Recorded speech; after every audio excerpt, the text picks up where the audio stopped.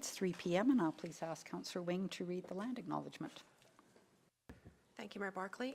The town of Innisfil acknowledges that we are meeting on Treaty 7 territory, the ancestral and traditional territory of the Blackfoot Confederacy, Kainai, Piikani, and Siksika, as well as the Tsuut'ina First Nation and Stoney Nakoda First Nation. We acknowledge that this territory is home to the Métis Nation of Alberta, Region 3, within the historical Northwest Métis homeland. We acknowledge the many First Nations, Métis, and Inuit who have lived in and cared for these lands for generations. We are grateful for the traditional knowledge keepers and elders who are still with us today and those who have gone before us. We make this acknowledgement as an act of reconciliation and gratitude to those whose territory we reside on. Okay, thank you, Councillor Wing, and happy St. Paddy's Day to everybody. We'll move into 2.1. Are there any additions or deletions? No. Can I please have someone make a motion to adopt the agenda as presented, please? Councillor Dunham. Mayor Barclay will make that motion. Thank you. All in favor? And carried. And we'll move into 3.1 with the CEO report. Thanks, Mayor Barclay. Hello, Council. Just to paraphrase on the reports given before you, administration conducts its procurement as directed through the town's procurement policy and is legislated through the New West Partnership Trade Agreement and the Canadian Free Trade Agreement. We continue to learn about the threats and implementation of tariffs on local business. This, of course, has direct and indirect impacts on the town as an organization, besides the community, of course.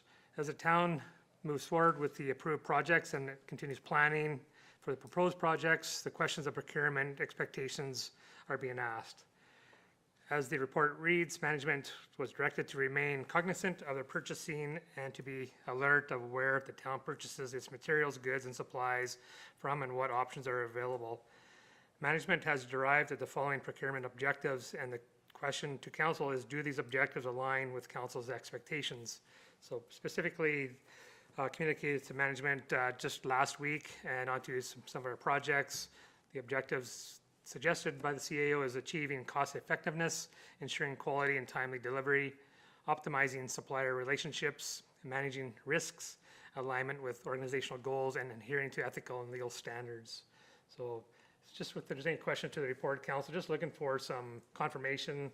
Administrative objectives are accurate, and if not, seeking your direction. Okay, thank you, CEO Becker. Does anyone have any comments? Councillor Wing. Just one quick question for CAO Becker, Mayor Barclay. So are these same restrictions placed around the government of Alberta with their purchasing, CAO Becker? Do we know that? Like, I know that they hand them to us, but do they have to follow these same trade agreements, etc.? Mayor Barclay, the Councillor Wing, yes, as well as educational institutes. I think affiliated with the government, AHS, I believe. And my belief is government, school divisions, municipalities, and associated agencies. Okay, anybody else? I think probably the best path right now is to wait for further direction if there's any forthcoming from the province. So we stay on side with what's in place. And yeah. With that, Mayor Barclay, the council, that administration will continue on as this report reads until further notice. If something changes, we'll certainly pick that up, or if you see something through council, please bring that forward. We can have that discussion, but sure. The expectation as per this report onto the staff is as per these objectives. Okay, no, thank you. Can I please have someone make a motion? Thank you, Mayor Barclay. I'd like to move that council accepts the procurement discussion report as information. Okay, thank you. All in favor? Okay, carried. And we will move on to 3.2 with the Provincial Priorities Act. Thank you, Mayor Barclay. Yes, so the Provincial Priorities Act has been introduced by the Alberta government to ensure that any agreements between provincial entities and federal entities align with Alberta's priorities. And the Provincial Priorities Act is formally known as Bill 18. The Act and the supporting regulation will come into force on April 1st of this year. So the provincial entities include municipalities, municipal and intermunicipal library boards, entities created by municipal bylaw, any regional service commissions, public post-secondary institutions, school boards, healthcare authorities, and entities that operate and administer real property assets for the Alberta Social Housing Corporation. So federal entities are any of the various organizations controlled by the Government of Canada, such as the federal government itself, federal ministers and departments, finance and infrastructure, any crown corporations, as well as federal agencies such as the Canada Revenue Agency, Parks Canada, and the Canadian Food Inspection Agency. So what does this act really mean? So what this means is that under the regulations, provincial entities must submit information on all new, amended, extending, or renewed agreements with federal entities to the Minister of Municipal Affairs.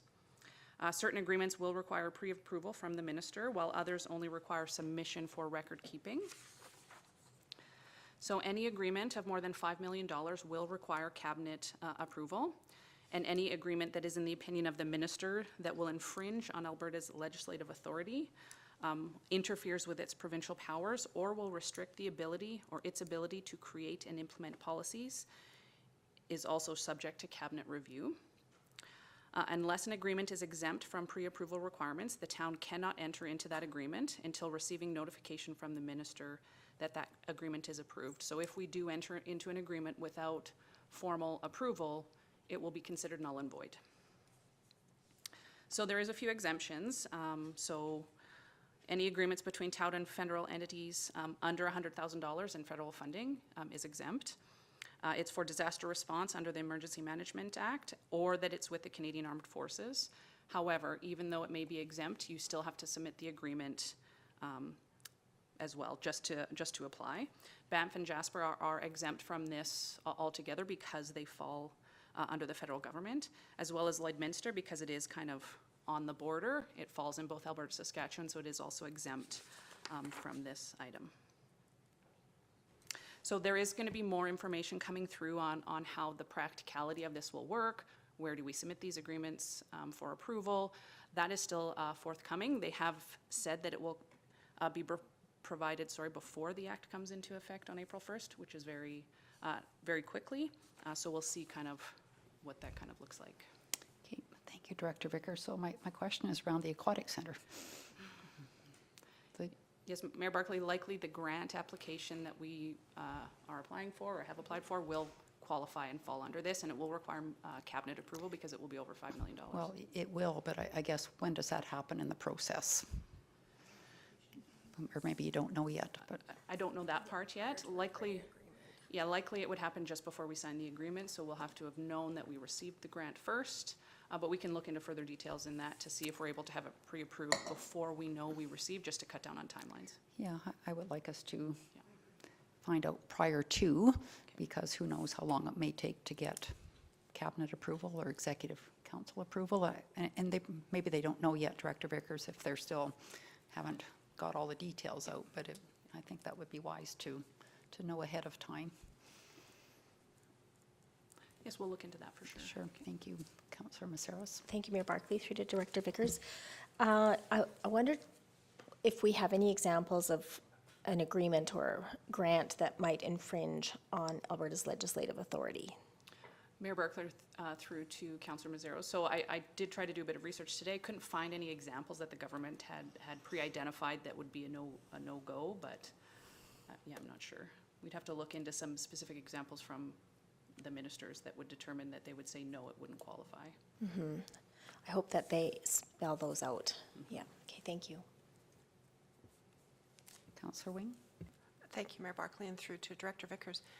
Are they saying, though, that this would impact previous funding received previously, or is this just on a go-forward basis? Mayor Barclay, through to Councillor Wing, this would likely just be on a go-forward basis. Right. Okay, thank you. So the only agreement right now would be RCMP. Would that be pretty much Likely, it? yes. Yeah, okay. Okay. Councillor Bates? Yeah, just to elaborate on the mayor's question, I think we should specifically ask if we can submit that for pre-approval even before we get the grant. Thank you.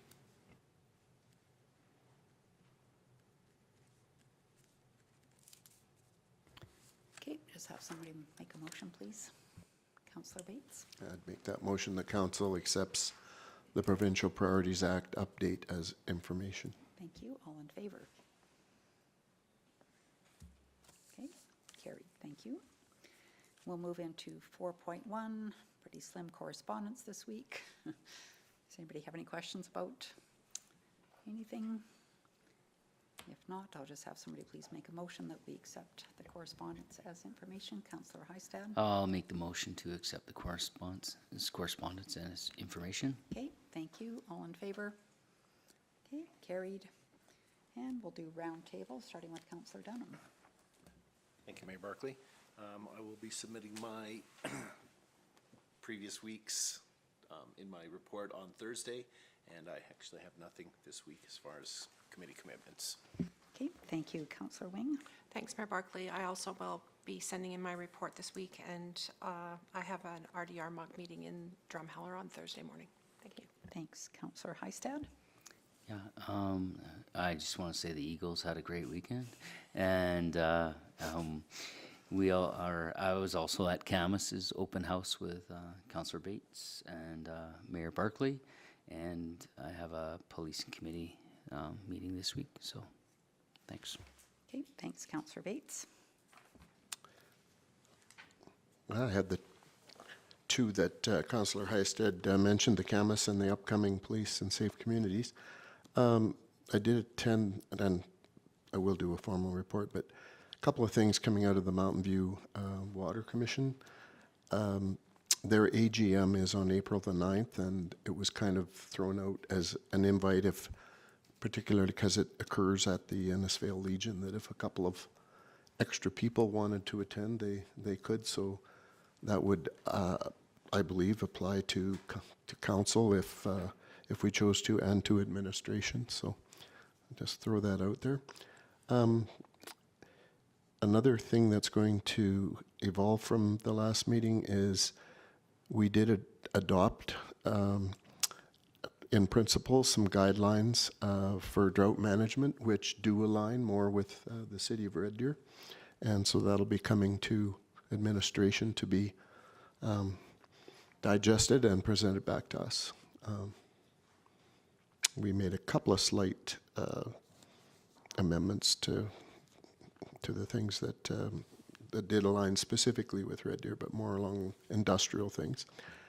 And the snowpack that they showed us did have that large upturn that I talked about, but there's still some work to do there, but definitely turned the snowpack around in the headwaters. One other thing was made aware of, April 16th is the boob tour that the community usually rallies around, so just throw that out for everyone. Thank you. Okay, thank you, Councillor Messaros. Thank you, Mayor Barclay. Last week, I attended the communications workshop, and that was an excellent workshop and left lots of food for thought, and appreciated being able to attend that. And this week, I've got 3 committee meetings, starting tomorrow with MPC, Wednesday, FCSS, and then Thursday with the Chamber. And I'll have a report in next week. Thank you. Okay, thank you, Councillor Messaros. So just want to say congratulations to our director, Gary Leith, for participating in the polar plunge on Saturday. It's quite a feat, and good for you. That's all I can say. Much braver than I am. Also, just want to give a little bit of a shout out to the Innisfail Skating Club, who celebrated their 60th anniversary on Sunday with their annual show at the Innisfail Arena in front of a packed house. So that was great to see, and lots of good performances, and kind of see the future stars with the little ones that were just kind of learning how to skate and whatever, but it was excellent. And I'll submit my report next week for my council activities. We'll move on to 6.1. Just have somebody please make a motion that we accept the upcoming events as information. Councillor Bates. Yeah, I'll also move, and I think I have an addition of the Mountain View Water Commission, second Wednesday of April. And that will be both their AGM and their monthly. But I'll move the acceptance with that. Okay, thank addition. you. All in favor? Okay, carried. And then we'll have a motion to go in camera, please. Councillor Wing. Mayor Barclay, I would move to go in camera. Okay, thanks. All in favor? All right, carried.